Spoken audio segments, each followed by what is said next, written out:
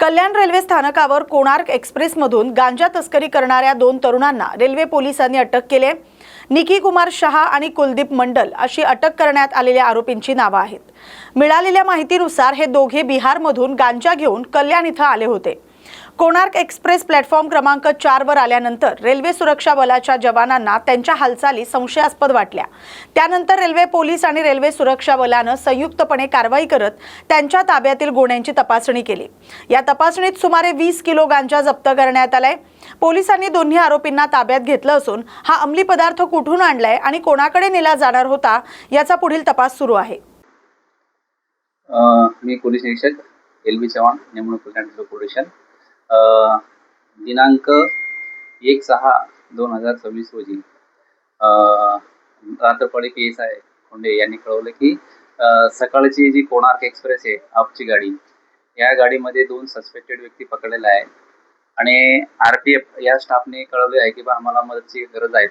त्यावेळी PSI खोंडे आणि staff हे सकाळी कल्याण रेल्वे स्टेशन प्लॅटफॉर्म क्रमांक 4 आणि 5 वर गेले आणि त्या ठिकाणी RPFने 2 सस्पेक्टेड व्यक्ती पकडले होते आणि त्यांना ते ताब्यात घेतलं आणि त्यांना विचारपूस केली असता तर ते उडवडीचे उत्तर देण्यास त्याने सुरुवात केली आणि त्यांच्या कडे असलेल्या बॅगेमध्ये काही अंमली पदार्थ असल्याचा आम्हाला संशय वाटत असल्याने आणि सदर प्लॅटफॉर्मवर गर्दी असल्या कारणाने आम्ही सदर आरोपीस पोलीस स्टेशनला आणून त्याची झडती वगैरे घेतली असता त्यांच्याकडे 20 किलो गांजा मिळून आला आणि RPFचा जवान यांची फिर्याद घेऊन आम्ही तो रितसर गुन्हा दाखल केला आहे आणि 2 आरोपी अटक केलेला आहे। पुढील तपास करीत आहोत। नवी मुंबईतील पाम बीच मार्गावरील अनधिकृत जाहिरात कमानी हटवण्याच्या मागणीसाठी भाजप आमदार मंदा म्हात्रे यांनी आंदोलनाचा मार्ग स्वीकारलाय। अनेक महिन्यांपासून पाठपुरावा करूनही प्रशासनाने दखल घेतली नसल्याचा आरोप करत त्या कार्यकर्त्यांसह JCB घेऊन घटनास्थळी पोहोचल्या। यावेळी जाहिरात कमान हटवण्याचा प्रयत्न सुरू असताना पोलीस प्रशासनाने हस्तक्षेप केलाय। संबंधित कमानी रात्रीपर्यंत हटवण्यात येतील असं आश्वासन पोलिसांकडून देण्यात आल्यानंतर हे आंदोलन तात्पुरतं स्थगित करण्यात आलं। दरम्यान या जाहिरात कमानी अनधिकृत असून नागरिकांच्या सुरक्षेसाठी धोकादायक असल्याचा आरोप मंदा म्हात्रे यांनी केलाय। तसंच तातडीनं कारवाई न झाल्यास हा मुद्दा विधिमंडळाच्या अधिवेशनात उपस्थित केला जाईल असा इशाराही त्यांनी दिलाय। 2 महिने झाले मी या ज्या कमानी लावल्यात आपण पण होतात 2 महिन्यापूर्वी सांगितल्या कमानी काढा। आता पावसाळा सुरू झालेला आहे। काल बघितलं पण सुसाटाचा पाऊस सुरू होता। वादळ वारा या पाम बीचवर असतात, असेही रोज अपघात होत असतात। असे अपघात होत असताना फक्त त्यांनी ती LED काढली। आता महिना होऊन गेला, ते मला भेटून गेले, म्हणाले तुम्ही काढा, दुसरीकडे काम करा। तुम्ही विचारलं असतं, विश्वासात घेतलं असतं तर तुम्हाला हा कॉन्ट्रॅक्टरला एवढा खर्च झाला नसता। तो बोलतो मला खर्च झाला। ज्यांना ज्यांना कोणाला त्यांनी मदत केली असेल, काय केली असेल, पण आज काय होतं 2 महिने झाले मी आजारी आहे, मग ऊन आहे म्हणून मी आली नाही। पण त्यांना मी सातत्याने सांगितलं, पालिका कमिशनरला सांगितलं, आधारवड साहेब शहर अध्यक्ष त्यांनाही सांगितलं, पोलीस कमिशनरला सांगितलं, DCP ला सांगितलं, सगळ्यांना सांगितलं। पण त्या लोकांनी सगळ्यांनी मला गृहीत धरलेलं आहे की मंदाताई अजून बोलत नाही, म्हणजे मंदाताई पण मॅनेज झाली की काय, असं सगळ्यांना भ्रम झाला आणि पत्रकारांना सगळ्यात जास्त झाला। म्हणून आज मी सगळ्यांना सांगितलं की आपण आज रस्त्यावर उतरून JCB आणून ही कमानी जर रात्रपर्यंत काढली नाही, आता जर तोडली तर सगळं ट्रॅफिकला अडचण होईल। म्हणून पोलिसांनी मला रिक्वेस्ट केली की ताई आम्ही रात्री ही काढून घ्यायचा प्रयत्न करतो, जर नाही काढली तर आपल्याला या येणाऱ्या अधिवेशनमध्ये मी पुन्हा सभागृहात हा विषय घेईन। कारण आमचे मंत्री महोदय माधुरी मिसाळताई यांनी सांगितलेलं आहे की हे ताबडतोब काढा, तरी याच्यावर ऍक्शन होत नाही तर कोणाचा वरदस्त आहे, कुठला नेता यांच्या पाठीशी आहे या कॉन्ट्रॅक्टरच्या, ते लोकांना एकदा कळू दे। लोकांच्या जीवाशी खेळ आहेत। ही आमची गावं आहे, साळसोळा आहे, करावा आहे, इथली लोक रोज खाडीत ये जा करतात। आता पावसाळ्यामध्ये पण खाड्यामध्ये छोटी छोटी मच्छी आणायला जातात। एखादा अपघात झाल्यानंतर आपण हे काढणार का? घाटकोपरला काय झालं, पुण्याला काय झालं, या सगळ्या वस्तुस्थिती बघत असताना जर आपण याच्यावर लक्ष नाही केंद्रित केलं तर चुकीचं वाटतं। आणि म्हणून आज आम्ही सगळे कार्यकर्ते घेऊन भारतीय जनता पार्टीचे आम्ही आज एक कमानी काढायला इथे आलेलो। नवी मुंबई महानगरपालिका क्षेत्रातील काही भागांमध्ये गढूळ पाणी पुरवठ्याच्या तक्रारी समोर आल्यानंतर महापौर सुजाता पाटील यांनी याबाबत प्रतिक्रिया दिली. तपासणीत गढूळ दिसणारं पाणी हे पिण्यायोग्य असल्याचं निष्पन्न झाल्याचं त्यांनी स्पष्ट केलंय. महापालिकेकडून नागरिकांच्या तक्रारींची तातडीनं दखल घेतली जात असून यासाठी विशेष पथकं नियुक्त करण्यात आलेत. हेल्पलाईन नंबरवर तक्रार प्राप्त होताच संबंधित ठिकाणी जाऊन पाण्याची तपासणी केली जाते अशी माहिती त्यांनी दिली. तसंच गढूळ पाणी पिऊन नागरिक आजारी पडल्याची कोणतीही अधिकृत तक्रार अद्याप प्राप्त झाली नाही असंही त्यांनी सांगितलंय. जिथं जिथं नालेसफाई योग्य पद्धतीने झाली होती तिथं आम्ही सांगितलं की 70-80% कामं झालेली आहेत. जिथे जिथे नव्हती झाली तिथंही अधिकाऱ्याने निर्देशित करण्यात आलं की ह्या ठिकाणी होणं गरजेचं आहे. आणि आजही ज्या ज्या प्रभागातून ज्या ठिकाणातून कंप्लेंट्स येतात की आमच्याकडे नाळ्यामध्ये गाळ साचलेला आहे किंवा नालं स्वच्छ होणे गरजेचे आहे, तिथल्या त्या संदर्भात तात्काळ कर्मचाऱ्यांसोबत कोऑर्डिनेट करून तिकडचे नाले लवकरात लवकर साफ करून घ्या असे त्यांना आदेशित करण्यात येते.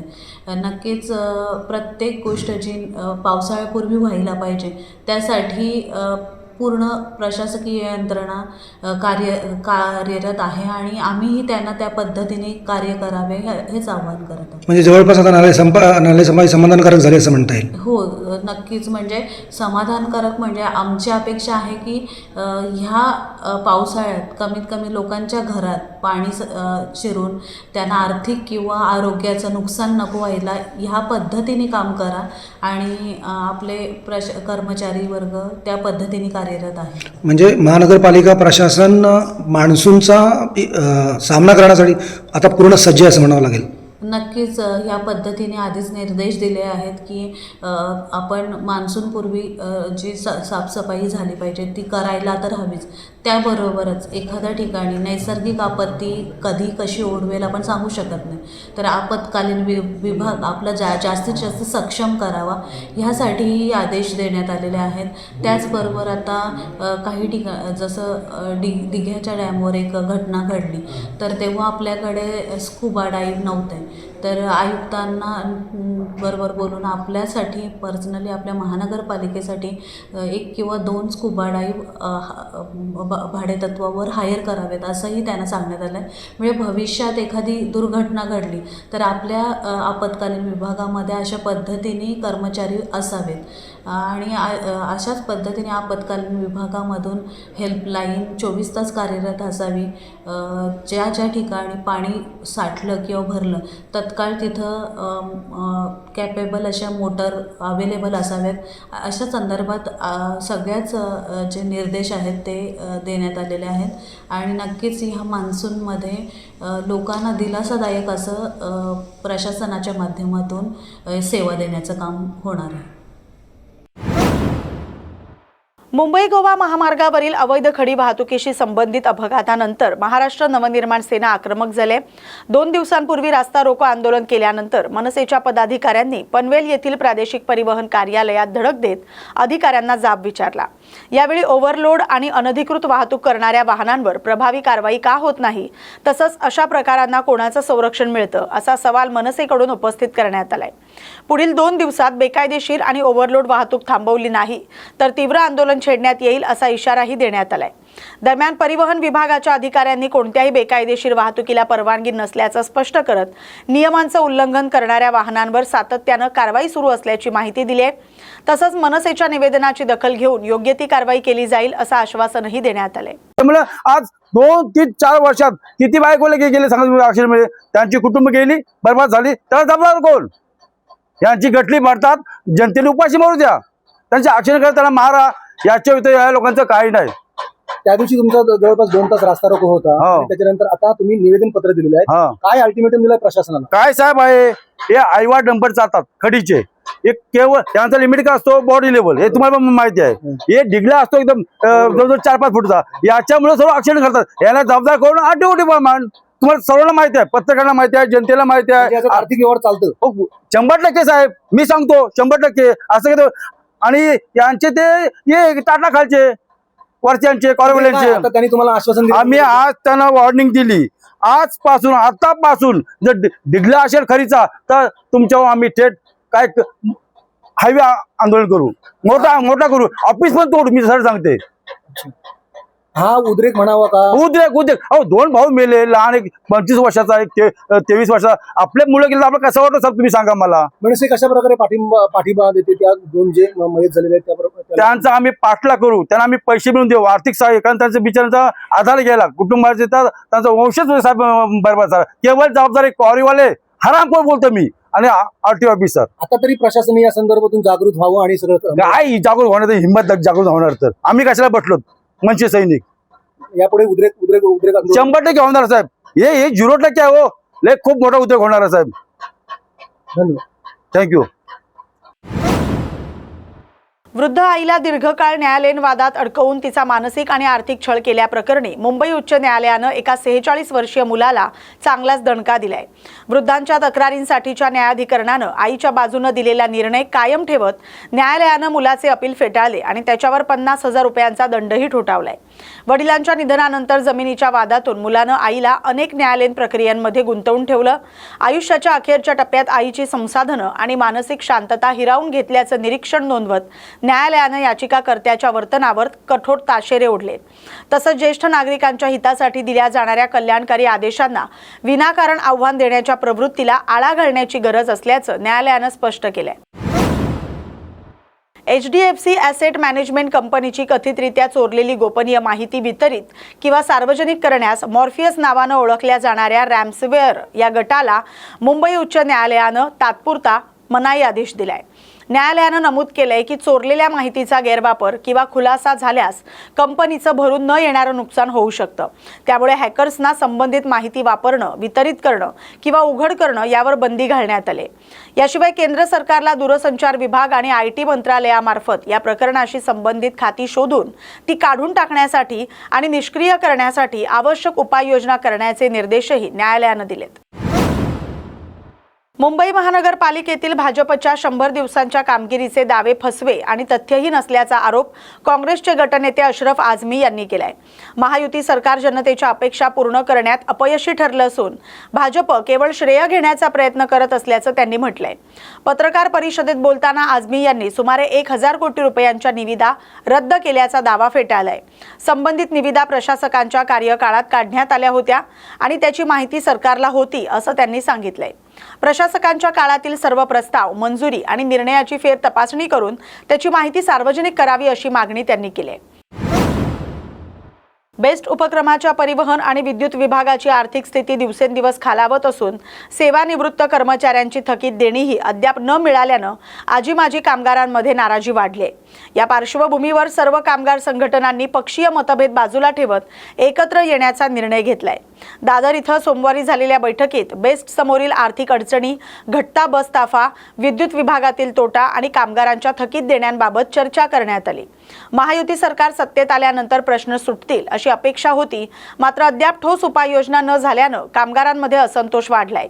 या पुढील काळात संयुक्तपणे आंदोलनाची दिशा आणि पुढील रणनीती ठरवण्यासाठी सर्व संघटना एकत्रितपणे प्रयत्न करणार असल्याचं बैठकीत स्पष्ट करण्यात आले.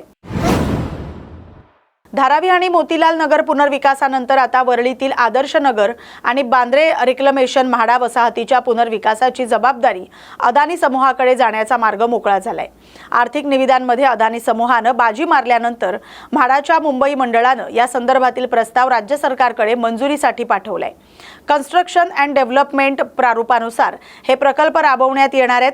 आदर्श नगर आणि वांद्रे रिक्लेमेशन प्रकल्पांसाठी अदानी समूहानं सर्वाधिक स्पर्धात्मक निविदा सादर केल्यानं हे दोन्ही प्रकल्प त्यांच्या पारड्यात पडलेत. राज्य सरकारची अंतिम मंजुरी मिळाल्यानंतर या महत्त्वाकांक्षी पुनर्विकास प्रकल्पावर अधिकृत शिक्कामोर्तब होणार आहे. मराठा आरक्षण आंदोलनादरम्यान मृत्यू झालेल्या आंदोलकांच्या वारसांना आता महाराष्ट्र औद्योगिक विकास महामंडळात म्हणजेच MIDC अनुकंपा तत्वावर नोकरी देण्याचा निर्णय राज्य सरकारनं घेतलाय.